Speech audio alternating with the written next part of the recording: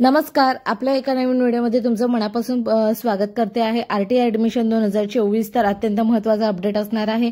Video हा skip न करता बघा, म्हणजे तुम्हाला पूर्ण खात्री पटणार आहे। चला तर मग आपण व्हिडिओला सुरुवात करूया।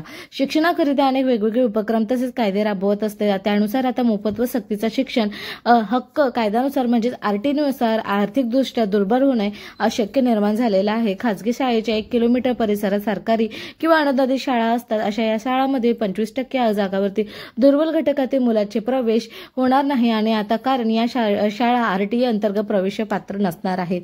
तुम्हाला सांगायचे झालं, राज्यभरामध्ये सुमारे 40,000 खासगी शाळांप्रमाणे 25% जागांवरील प्रवेशासाठी आता पात्र ठरतात। गेल्या वर्षी यामध्ये 82,000 जागांवरती प्रवेश झाले होते। तसेच या शाळेमध्ये प्रवेश घेणाऱ्या विद्यार्थ्यांना दरवर्षी फी ही 1,770 रुपये एवढी होती। आरटीनुसार 25% प्रवेशासाठी सरकारवर येणाऱ्या खासगी शाळांवरील फी फार कमी होणार आहे। या नियमाने शैक्षणिक वर्ष 2020 पासून लागू करण्यात आला आहे। नवीन नियमानुसार आता इंग्रजी माध्यमामध्ये दर्जेदार शिक्षणापासून दुर्बल घटकातील विद्यार्थी वंचित राहणार आहे। यामुळे गरीब विद्यार्थ्यांच्या मोठ्या प्रमाणावर नुकसान होणार असून गरीब घटकातील विद्यार्थ्यांना पर्याय नसणार।